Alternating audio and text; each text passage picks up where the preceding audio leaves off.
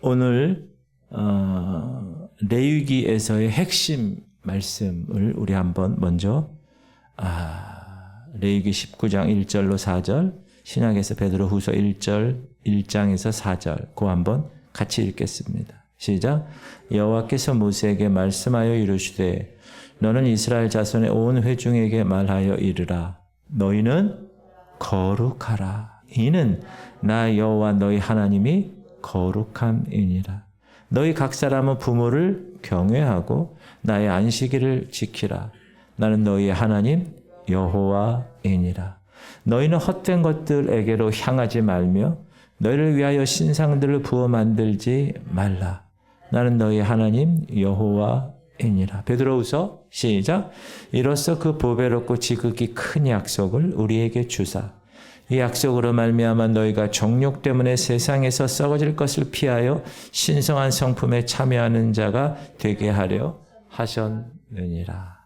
아멘.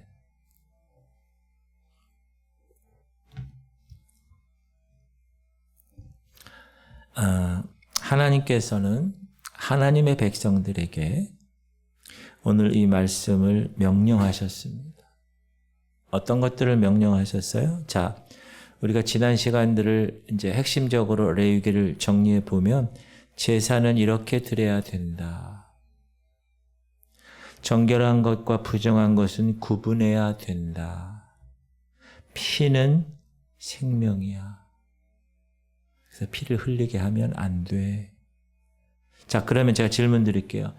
왜 제사를 드려야 하고, 왜 정결한 것과 부정한 것을 구분해야 하고, 왜 피를 멀리해야 하는지, 하나님께서 이런 것을 요구하시는 레위기에서 하나님의 백성들에게 요구하시는 이유가 뭘까요? 그 이유가 오늘 본문 말씀에 있는 거예요. 뭐죠? 따라합시다. 거룩하게 하기 위해서. 그래서 이야기하는 거예요. 너희는 거룩해야 한다는 거예요. 이건 명령이에요. 하나님의 백성이 되었으니 너희는 거룩해야 돼. 이 거룩이라는 말을 다른 말로 하면 성결이라고도 할 수 있고 또 제가 계속 강조하지만 성화라고도 할 수 있습니다. 성결. 우리 교회가 어느 교단이에요? 성결. 얼마나 좋은지 모르겠어요. 성결하지 않을 수가 없어. 왜? 교회 이름이 성결교회니까. 거룩을 쉽게 말하면 하나님께 속했다는 belong to God, 하나님께 속했다. 또 세상과는 구별되었다. 같은 말이죠.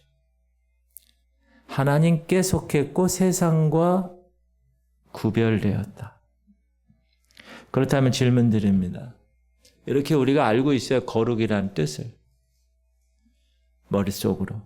근데 이 머릿속으로가 아니라 여러분의 이 삶 속에서 그러면 거룩함이 구체적으로 어떤 모습으로 나타나고 있는가? 그게 오늘의 핵심이에요. 다 알아요. 읽으면 돼요. 그런데 그 말씀의 결과가 여러분의 삶을 통해서 어떻게 나타나는가? 구체적인 어떤 모습으로 나타나는가? 신학교 다닐 때 신학생들이 농담 삼아서 이런 얘기를 해요. 거룩의 척도에 대해서. 거룩의 척도가 예배 드리러 갈 때 신학생이 어떻게 오는가의 모습을 보면 알 수 있다. 성경책의 위치에 따라 달라집니다. 거룩의 척도가. 예배 드리러 갈 때 성경책을 들고 오느냐, 옆구리에 끼고 오느냐, 가슴에 품고 오느냐에 따라 거룩의 척도가 다르다고 그래요. 물론 그냥 하는 얘기죠. 그러나 성경책을 함부로 다루는 것도 좋은 것은 아니지만 성경책 자체가 거룩한 것은 아니잖아요. 그렇죠? 제가 예전에 다니던 교회에 모 장로님이 계세요. 제가 한번 얘기한 것 같아요. 근데 항상 그분은 007 가방 갖고 다니셔. 걷는 것도 사람 쳐다보고 이럴 때도 막 이런 분이에요. 아주 그냥 조금이야 막 아주 그냥 날렵하신 분. 항상 예배 오면 007 가방. 처음엔 그게 난 뭔지 몰랐는데 그 안에 뭐가 있죠? 성경책이 다 있어요. 거룩한 책이기 때문에 귀한 가방에 넣고 다녀야 된대요. 뭐 그분 나름대로 그렇게 신앙생활 하시는 것도 나쁘진 않은 것 같아요. 그러나 성경책 자체가 거룩한 것은 아니죠. 이스라엘 역사를 이렇게 보면 그 역사에 각자 나름대로 거룩함을 추구한 결과들이 있었어요. 구약이면 구약, 신약이면 신약. 그런데 신약과 구약 사이에 중간 시대가 있어요. 말라기 선지자 이후에 하나님이 이스라엘 백성에 대해서 침묵하세요. 그리고 나서 처음으로 등장한 사람이 세례 요한이에요. 신약에서. 회개하라 천국이 가까웠니. 그래서 이 말라기 선지자와 세례 요한 선지자 사이에 그 사이를 신구약 중간사라고 그래요. 중간의 역사. 그 신구약 중간의 역사가 몇 년 정도 되냐면 400년이에요. 400년. 이때는 하나님이 아무 말씀도 하지 않으세요. 그리고 나서 이제 신약에 와서 이스라엘 안에 계층이 형성되는데 그들이 추구한 거룩과 관련이 있다고 그래요. 자, 이스라엘의 AD 1세기 유대교는 세 개의 분파로 나누어져 있습니다. 우리가 잘 알고 있어요. 바리새파, 사두개파, 그 다음 세 번째 파는 잘 몰라. 에세네파. 따라합시다. 바리새파, 사두개파, 에세네파. 여러분, 에세네파는 성경에 나오지 않아요. 그래도 있어요. 그러니까 여러분, 한번 우리 에세네파부터, 이 에세네파의 그림을 보니까 어디 있는 것 같아요? 동굴에 있죠. 뭐 하는 것 같아요? 뭐 하는 것 같아요? 뭘 쓰는 것 같아요? 성경을 쓰는 거지. 못 쓰겠어요. 성경을 쓰는 거예요. 저렇게 동굴에 들어가가지고 24시간 하는 일이 하나님만을 생각하는. 여러분, 쿰란 동굴이라는 말 들어봤어요? 쿰란 동굴? 그 쿰란에 있는 동굴에 성경의 사본, 가장 오래된 사해 사본, 그 쿰란 거기가 사해 지역인데 그 사해 사본이 발견된 동굴이 쿰란 동굴이에요. 그 동굴에서 성경이 한 권이 딱 나온 게 아니라 창세기, 출애굽기 이렇게 여러 개 항아리, 이런 항아리에 이렇게 두루마리로 이렇게 들어가 있는 사본이 발견됐어요. 대단히 중요한, 물론 그 전에도 사본들이 많이 발견돼 있지만, 제가 성지순례 가보니까 거기는 이렇게 파서 동굴로 들어가서 이렇게 사는 그런 지형이 가능한 지형이에요. 그래서 이 쿰란 동굴도 자연적인 동굴도 있지만 거기서 이제 이렇게 더 파서 여기는 예배당, 여기는 식당, 여기는 학교, 여기는 침실 이런 식으로 이제 살고 있었다. 근데 어느 애가 그 굴 이렇게 입구에 멀리서 보니까 동굴이 있거든. 그래서 돌덩이로 샥 던졌더니 그 항아리 깨지는 소리가 나는 거야. 그러니까 뭐가 있구나. 그래서 거기를 막 해서 올라가게 해요. 그걸 딱 보니까 성경 현존하는 가장 오래된 구약 성서 사본이 많이 있는 거예요. 대발견이었습니다, 사실. 그렇게 사해 동굴에서 살았던 사람들의 분파를 에세네파라고 합니다. 따라합시다. 에세네파. 그러면 이들이 왜 동굴에서 살았을까요? 단순해요. 주님이 다시 오실 날이 얼마 안 남았어요. 앞으로 주님이 오실 날의 기대와 신앙을 가지고 2000년 전에 거기서 살았어요. 세상 사람, 세상 사회, 세상 풍조, 세상 가치관 다 격리하고 거기서 자기들끼리 거기서 살았어요. 왜 그렇게 살았다고요? 따라합시다. 거룩을 유지하기 위해서. 그들의 목표야. 거룩을 유지. 세상적인 거 완전히 끊고 거룩을 유지하기 위해서. 두 번째 분파는 사두개파. 이 사두개파는 제사장 중심의 분파예요. 말 그대로 사두개가 사독. 이 사독은 여러분 다윗 시대 제사장 이름이 사독이잖아요. 그래서 기득권이 강한 제사장 그룹이니까 얼마나 그 당시 기득권이 있었겠어요. 귀족 계급에 속하죠. 그리고 거기 있는 사람들이 다 대제사장이나 예루살렘의 유력자들이에요. 이 사두개파 사람들은 바리새파 사람들과 대립을 했어요. 바리새파 사람들은 종교적인 데 반해서 이 사두개파 사람들은 정치적 색채가 강한, 그래서 사내들인 공의의 요직을 다 차지했어요. 이 사람들이 사두개파 사람들. 정치, 경제, 종교에 큰 영향력을 행사했던 지식층으로 구성된 분파. 정치적으로도 로마 제국의 우호적이에요. 그래서 친로마예요. 기득권을 누렸어요. 경제적으로, 정치적으로, 종교적으로. 이게 어느 파라고요? 사두개파. 그 다음에 세 번째 바리새파. 여러분, 이 바리새파는 성경에 많이 나와요. 이 바리새파는 바리새라는 Pharisees, 이 뜻이 분리됐다는 거예요. 그래서 페루심 이런 히브리 말에서 나온 말이에요. 이들의 핵심은 뭐냐? 율법을 철저히 지키는 사람들이에요. 모세오경, 선지 예언서, 그 다음에 장로들의 유전까지 전부 다 받아들여서 율법을 철저히 지키려고 했던 사람. 좋은 생각이죠. 율법을 대충 지키는 게 아니야. 완벽하게 지켜야 돼. 사도 바울도 성격상 대충 안 하잖아요. 그런 사람들이에요. 바리새파는. 바리새파는 제사장부터 중산층까지 여러 넓은 부류에 속해 있어요. 역사학자 요세푸스에 의하면 1세기 예루살렘의 인구는 몇 명 정도 될 것 같아요? 1세기 예루살렘의 인구 한 3만 명 정도 되는데 그 바리새인 수가 6천 명 정도 된다는 거예요. 그러니까 많은 세력, 많은 층을 이루는 넓은 부류의 사람들이 바로 바리새파 사람들입니다. 이들은 율법을 문자적으로 지켰어요. 절기, 의식 철저히 지켜. 기도, 금식, 구제 철저하게.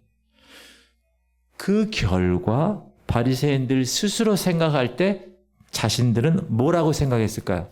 거룩하다고 생각한 거. 내가 이거 하니까 난 거룩해. 내가 기도하고 내가 일주일에 2번 금식하고 내가 계속 구제하고 나는 거룩해. 그렇게 생각하며 살았어요. 누가요?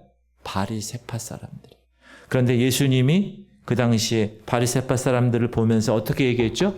이런 독사 새끼들아. 이렇게. 지금으로 얘기하면 엄청난 강한 어조의 욕을 하셨습니다. 왜요? 외형적으로는 종교적인 모습으로 거룩하게 보여요. 옷도 그렇고 말도 그렇고 사람들 많은 데서 기도하고 나 금식해요. 그런데 그들 마음속에는 거짓이 가득한 악한 마음이 가득한 것을 예수님이 보셨어요. 그래서 뭐라고 그래요? 독사의 자식들아, 너희는 악하니 어떻게 선한 말을 할 수 있느냐? 이는 마음에 가득한 것으로 입으로 말함이라. 오늘날도 마찬가지입니다. 성도들 생각하는 분야 중에 이렇게 생각하는 사람이 있어요. 야, 내가 오늘 예배 드렸구나. 내가 오늘 교회 행사에 참여했고, 내가 기도에 참여했고, 내가 다 봉사도 참여해서 나는 거룩한 사람이야 라고 생각하는 사람이 바로 이 바리새적 믿음을 가진 사람입니다. 자, 어떤 사람이 자신이 어떤 지위에 오르는 것이 거룩해진 것이라고 생각하는 사람도 있습니다. 예를 들면 집사가 되고 장로가 되고 전도사가 되고 목사가 되고 선교사가 되는 것이 거룩해진 상태라고 생각하는 사람이 있습니다.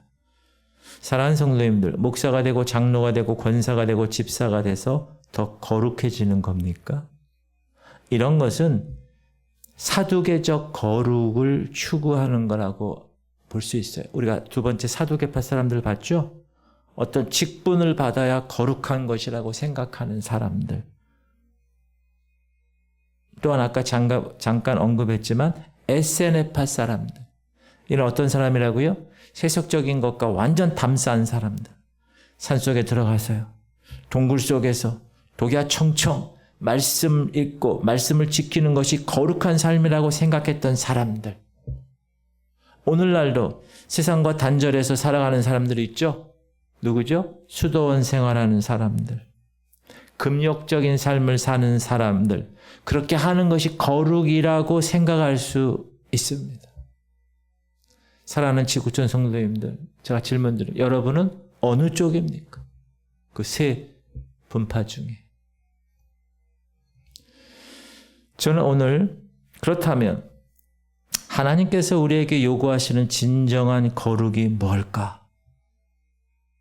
핵심부터 얘기하면 거룩이라는 것은 하나님의 성품을 닮아가는 것으로 시작한다는, 처음에 시작이 하나님의 성품을 닮아가는 거예요. 2절 보면 시작. 너는 이스라엘 자손의 온 회중에게 말하여 이르라. 너희는 거룩하라. 이는이 뭐예요? 왜냐하면 나 여호와 너희 하나님이 거룩함이기 때문에 너희도 거룩해야 돼.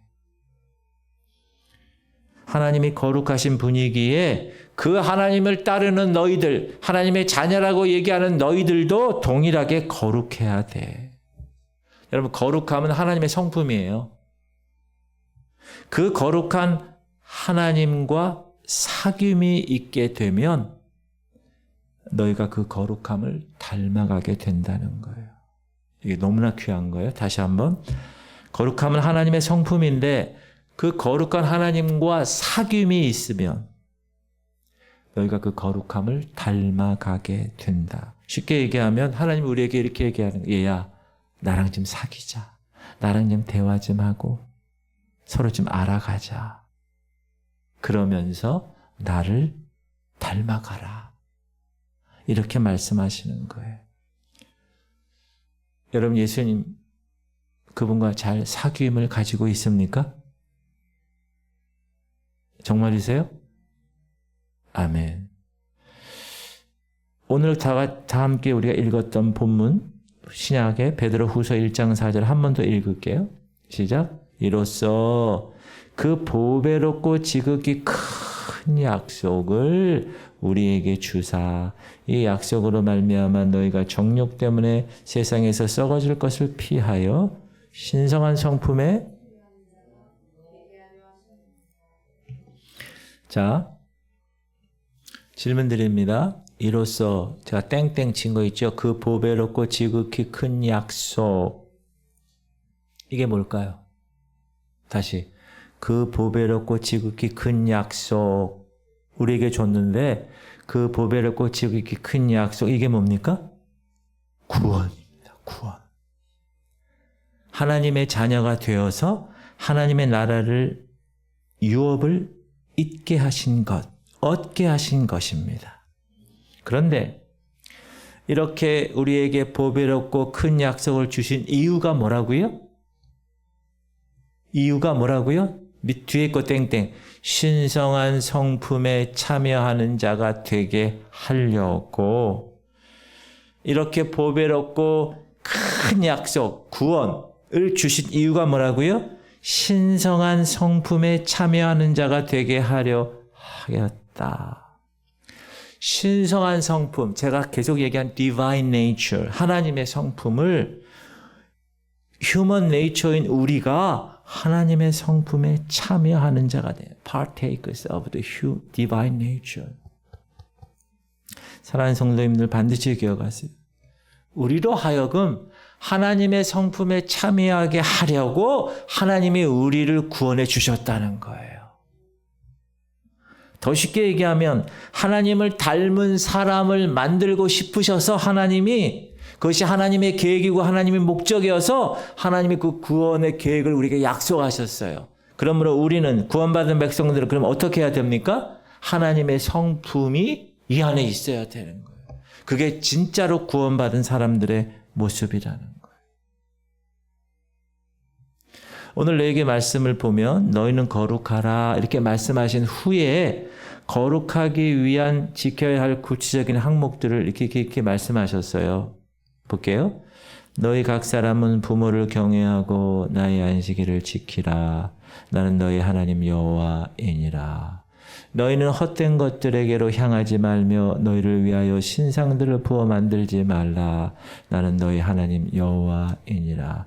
3절에 제일 먼저 거룩해. 왜? 하나님이 거룩하니까 너희도 거룩해야 돼. 그렇게 얘기하시고 나서 첫 번째 부모를 경외하라. 안식일을 지키라. 신상을 부어 만들지 말라. 이렇게 얘기하셨어요. 어디서 많이 들어보던 구절 아니에요, 여러분? 이거 어디서 많이 들어봤죠? 어디서? 십계명에서 들어요. 십계명에서. 5계명 네 부부를 공경하라. 4계명 뭐죠? 안식일을 거룩히 지키라. 2계명 우상 만들지 말라. 여러분 안식일을 지키는 이유가 뭐죠?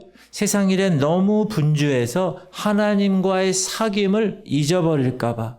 하나님 사귐 없이 살지 마. 그래서 하루를 아예 하나님을 사귀는 날로 정한 거예요. 세상 일을 이제 멈추고 하나님과 사귀는 데 집중하는 시간을 확보해 놔. 그게 안식일을 거룩하게 지키는 핵심이에요.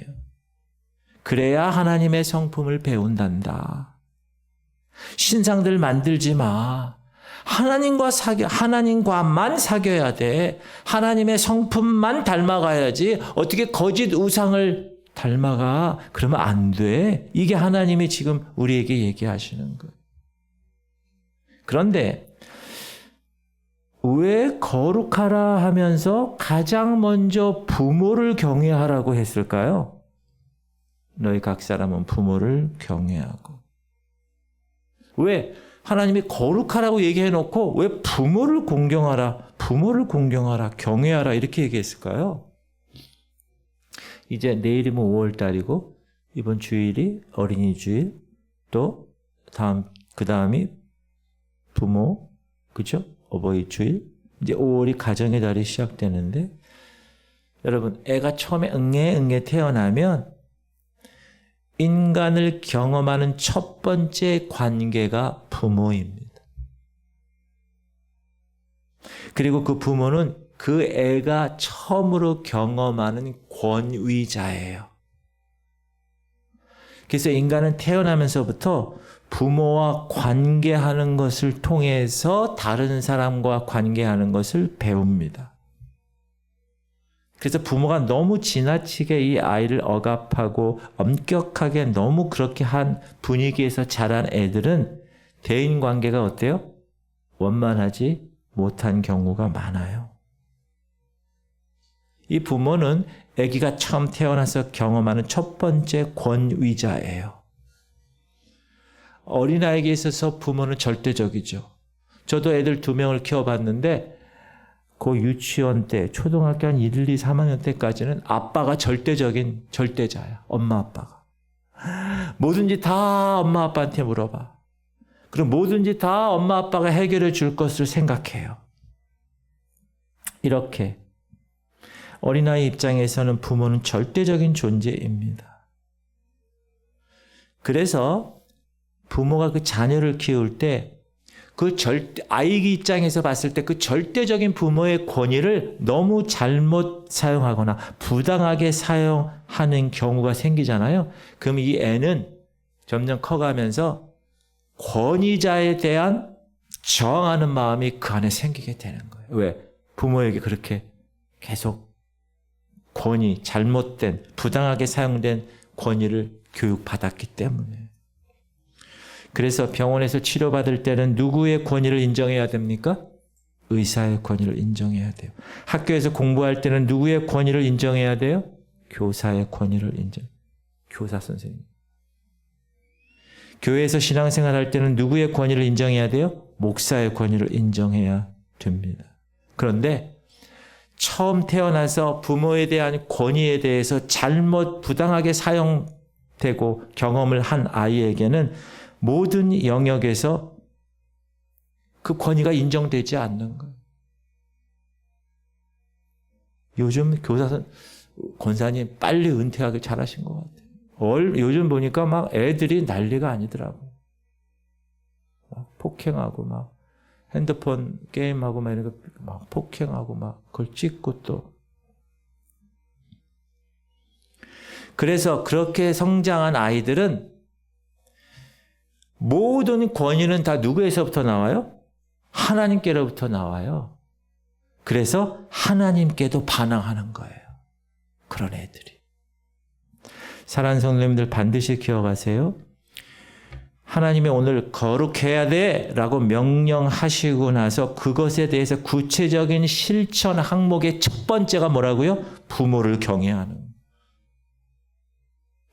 부모와의 경험이 하나님, 권위자, 최종 권위자 되신 하나님과의 관계를 결정하기 때문에 그래요.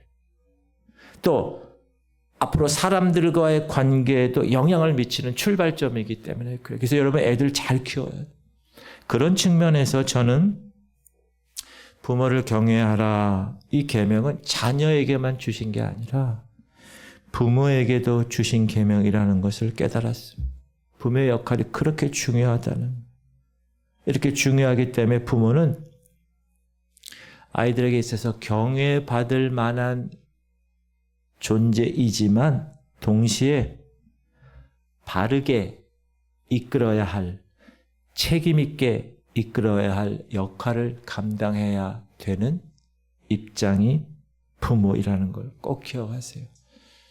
지금 뭐 여기 계신 분들은 다 이제 애들 다 낳고 애들도 다 장가 시집 갔을 그런 연세시지만 또 손자 손녀들도 있잖아요.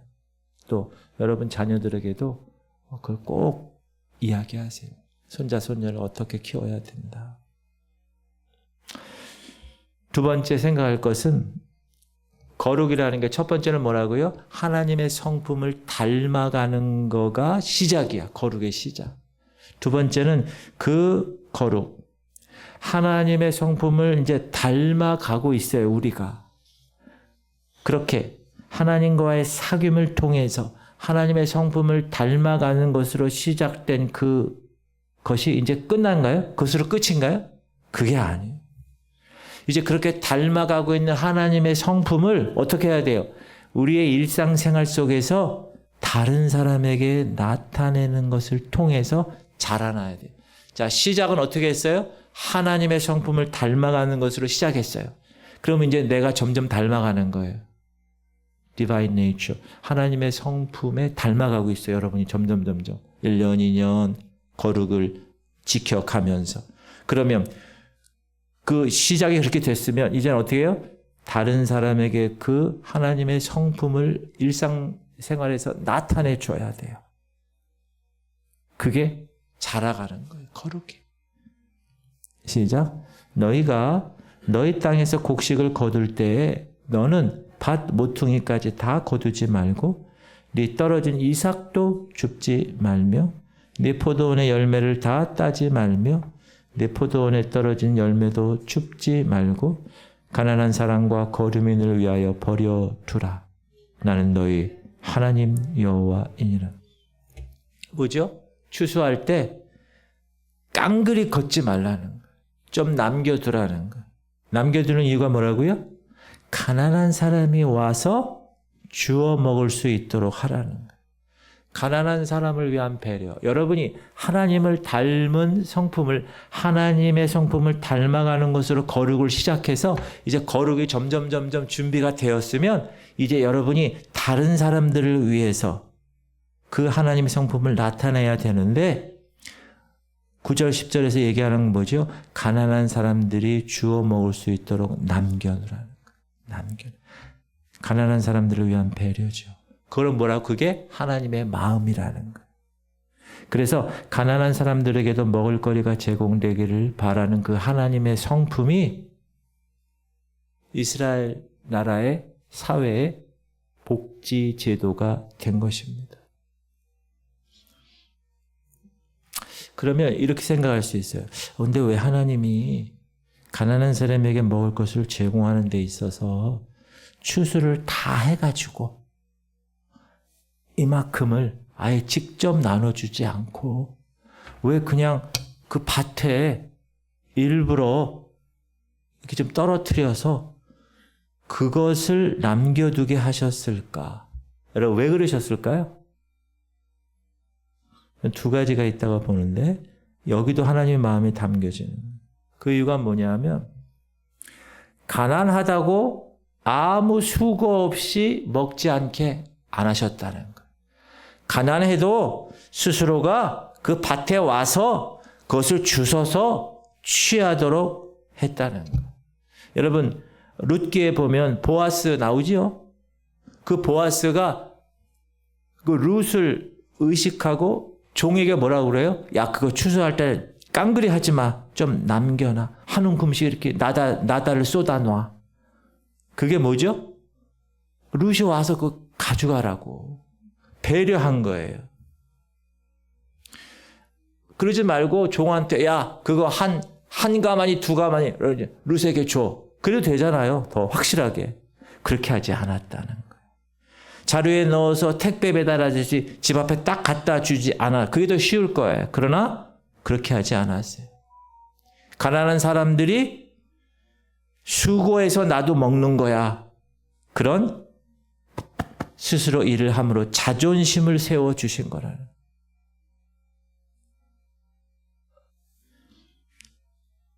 어떻게 하면 수치심이 있을 수 있잖아요. 그렇죠? 그냥 이거 갖다 드세요. 그러면 좀 수치심이 있잖아요.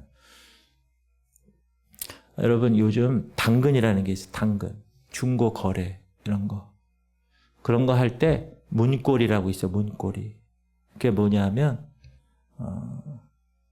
물건이 이렇게 있어요. 그 물건이 있는데 이걸 내가 나누는 거예요. 제가 당근을 많이 나눠요. 나누면 처음에는 그런 걸 몰랐어요. 문고리를. 그 사람이 오면 그냥 드려. 근데 그분이 아주 겸연쩍어 하잖아요. 받는 분이. 그래서 그런 거를 하지 않기 위해서 저희 집 문에다 고리에다 이렇게 봉투에 넣고 걸어놔.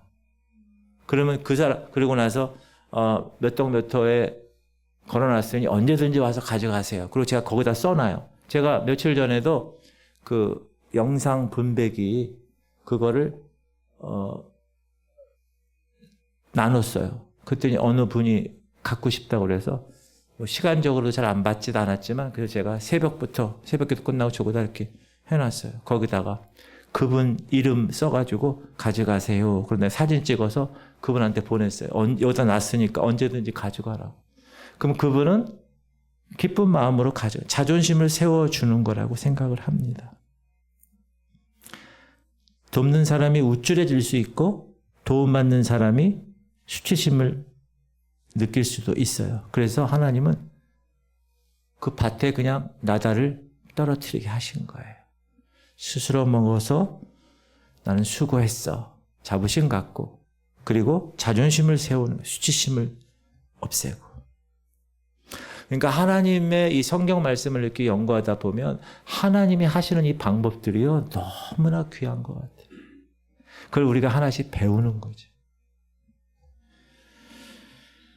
그 다음에 약점을 이용한 요즘 여러분 얼마나 애들도 보면요 서로가 약점이 있잖아요. 그 약점 갖고 막 뭐라고 그래요. 저 어렸을 때 학교 다닐 때는 이름 가지고 약점 잡고 제가 명시니까 항상 명태 14절 보면 시작 너는 귀먹은 자를 저주하지 말며 맹인 앞에 장애물을 놓지 말고 내 하나님을 경외하라. 나는 여호와이니라. 귀먹은 자 저주하고 맹인 앞에 장애물 누가 하는 거예요? 흥부와 놀부전에서 누가 하는 거예요? 놀부가 하는 거예요. 놀부가. 못 듣는다고 그 사람 흉보지 말고 못 본다고 그 앞에 걸림돌을 놓지 마라. 여러분 왜 그렇게 하셨을까요? 약점을 이용하지 말라는, 그 사람을 우스갯거리로 삼지 말라는 거. 여러분 장애인들은 여러분 너무나 연약하잖아요. 실수를 할 수 있죠. 드러내려고 하지 말고 배려할 뿐만 아니라 그 연약한 부분이 그 사람 삶의 장애로 인식하지 않게끔 하라는 거예요. 그러면서 그렇게 얘기한 다음에 여호와를 경외하라. 이렇게 여러분 말씀에 보면 항상 뭐뭐뭐 하지 말라 그런 다음에 네 하나님 여호와를 경외하라. 나는 여호와. 이게 꼭 나와요. 18절도 보세요. 이웃사랑하는 건데 시작. 원수를 갚지 말며 동포를 원망하지 말며 내 이웃 사랑하기를 내 자신같이 사랑하라. 나는 여호와이니라. 이제 하나님 백성들이 하나님과의 사귐을 통해서 배운 성품이 자기만 갖고 있지 않고 이웃 사람을 사용하는데도 사용되기를 원하신 거예요. 그럼 여러분 이웃이 어디까지가 이웃입니까? 유대인에게 있어서는 이웃이 유대인끼리가 이웃이에요. 근데 오늘 말씀에서 하나님은 뭐라 그러세요? 외국인도, 나그네도, 가난한 사람도, 장애우도, 심지어 원수까지도 너희 이웃이라는 거예요. 그러니까 모든 사람에게 하나님의 사귐을 통해서 배운 그 성품을 모든 사람에게 사용해라. 그렇게 얘기하시는 거예요. 제가 질문 드릴게요. 여러분, 내가 지금 거룩한 삶을 살고 있나?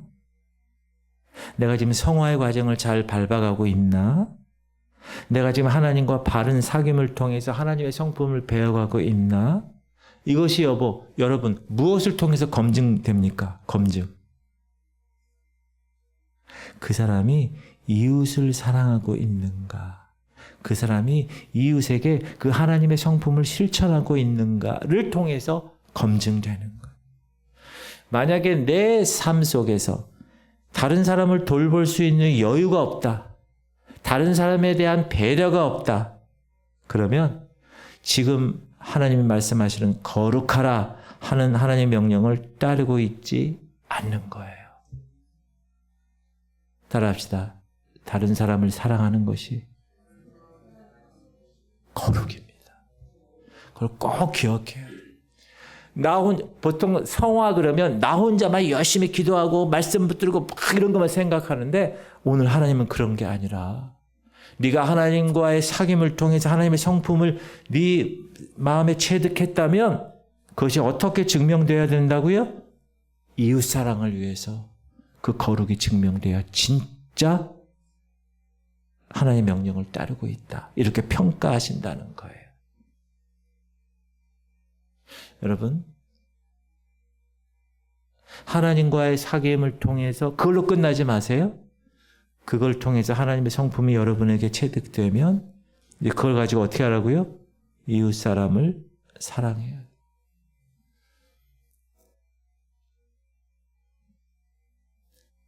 옆집에 있는 사람들하고 잘 관계하시고 부족한 게 있다 그러면 도와주고 이것이 거룩이라는 거예요. 세 번째 생각할 것은 거룩은 구원의 조건이 아니라 구원의 열매입니다. 오늘 19장, 이렇게 19장 읽었는데 19장 전체 말씀을 쫙 한번 읽어보세요. 집에 가서. 그러면 계속 반복되는 말씀이 있어요. 뒷부분에. 나는 너희 하나님 여호와니라. 이 구절이 계속 반복돼요. 몇 개만 한번 볼게요. 시작. 너희 각 사람은 부모를 경외하고 나의 안식일을 지키라. 나는 너희 하나님 여호와이니라. 4절. 너희는 헛된 것들에게로 향하지 말며 너희를 위하여 신상들을 부어 만들지 말라. 나는 너희 하나님 여호와이니라. 10절도 보면 내 포도원의 열매를 다 따지 말며 내 포도원에 떨어진 열매도 줍지 말고 가난한 사람과 거류민을 위하여 버려두라. 나는 너희 하나님 여호와이니라. 하나님은 너희는 거룩하라 이 구체적인 생활 지침을 하나하나씩 이야기하실 때마다 마지막에 항상 뭘 말씀하세요? 나는 너희 하나님 여호와이니라. 후렴구처럼 계속 반복되는 거예요. 19장에만 무려 15번이 나와요. 한번 세어보세요. 그럼 나는 너희 하나님 여호와니라. 이 말의 의미가 뭘까요?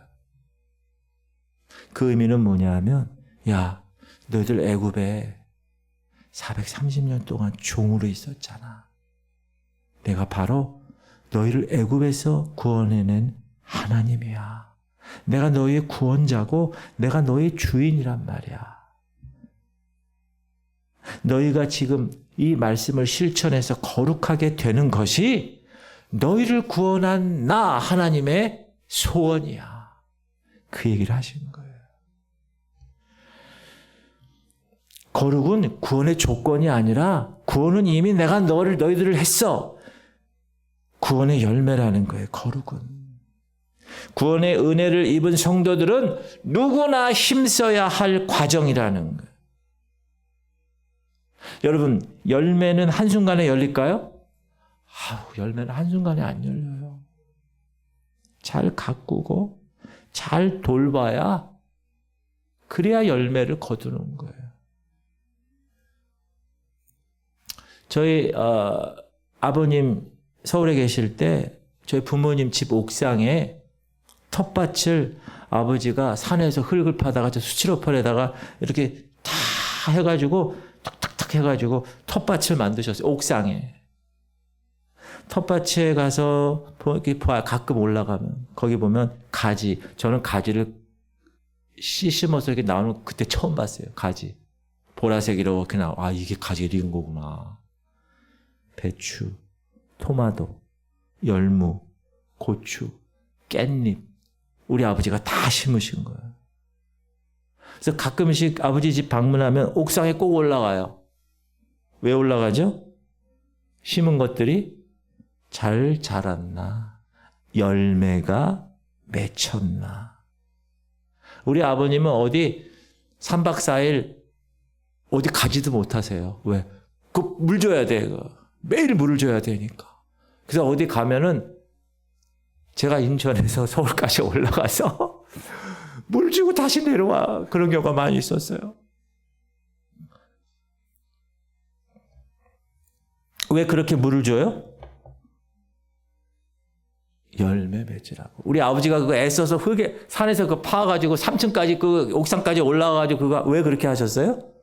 열매를 맺혀 드시려고 그렇게 한 거잖아요. 아이고, 오늘 이만큼 자랐네. 와, 토마토. 배추가 이렇게 싸게 요만큼 난 거 있잖아요. 그거 고기 구워 먹을 때 얼마나 좋아, 편하게. 크지도 않고. 그 얼마나 맛있어. 그 마음으로 우리 아버지가 그걸 키워요. 그럼 저는 이제 가끔 올라가면, 이야, 대단하시다. 여러분, 그게 하나님 마음입니다. 우리를 바라보시면서 우리 안에서 하나님의 성품이 조금씩 자라나는 걸 보고, 이야, 조금씩 커가고 조금씩 열매 맺혀져 가는 것을 보고, 이 자식 기뻐하실 것입니다. 근데 그 성품이 가끔 보면 물을 안 줬거나 아니면 물이 너무 많으면 썩는 경우가 있어요. 그 옥상에 있는 텃밭이. 호박 같은 것도 막 썩는 경우가 있고 이렇더라고요. 그러면 우리 아버지가 얼마나 안타까워하시는지 몰라. 아버지는 비료까지 만드셔요. 이렇게 비료까지.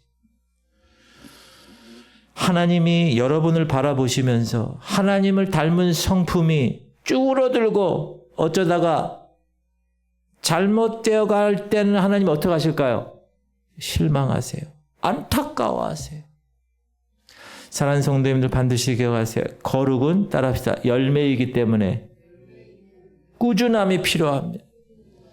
그래? 거룩? 그래. 한번 해보지 뭐. 한순간 해보고 안 된다고 포기하는 게 거룩이 아니에요. 거룩은.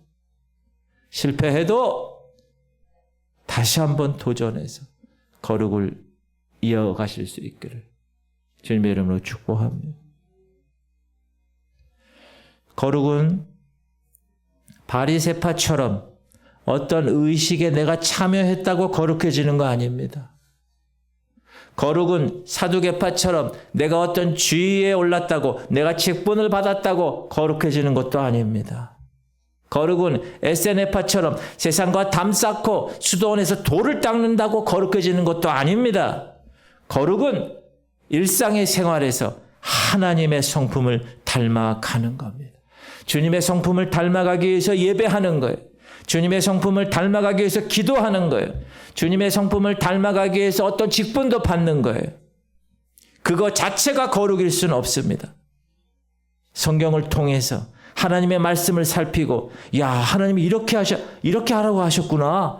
왜 그렇게 하라고 하셨지? 이유를 생각하고 그것을 통해서 divine nature, 하나님의 성품, 신의 성품에 참여하게 하는 것, 그것이 하나님이 바라시는 여러분의 거룩의 모습입니다.